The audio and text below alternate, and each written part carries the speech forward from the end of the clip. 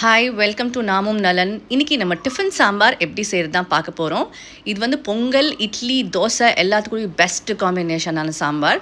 வாங்க எப்படி செய்கிறதுன்னு பார்க்கலாம். இதுக்கு ஃபஸ்ட்டு ஒரு 1/2 கப் பாசி பருப்பு எடுத்து நல்லா வாஷ் பண்ணி எடுத்து வச்சுக்குவோம்.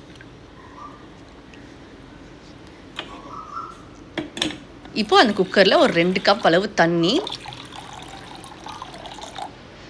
சேர்த்துட்டு கொஞ்சமாக சின்ன வெங்காயம், 3 பச்சை மிளகா, 2 மீடியம் சைஸ் தக்காளி. நீங்கள் பச்சை மிளகா வேணும்னா கொஞ்சம் கம்மியாக போட்டுக்கோங்க.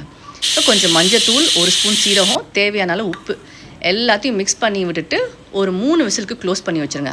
அவ்வளோதான், டன். ஒரு 15 மினிட்ஸில் உங்களுக்கு சாம்பாரே ரெடி ஆகிடும். பாருங்கள், விசில் போயிடுச்சு. இதை நல்லா மிக்ஸ் பண்ணி விட்டுக்கலாம். உங்களுக்கு தண்ணி இன்னும் கொஞ்சம் வேணும்னா இந்த ஸ்டேஜில் கொஞ்சம் ஆட் பண்ணிக்கோங்க.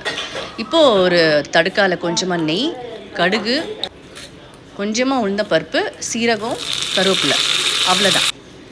இது பொரிஞ்சதும் சாம்பார் கூட சேர்ந்துட்டிங்கன்னா சூப்பராக சாம்பார் ரெடி ஆகிடுச்சு. அவ்வளோதான்.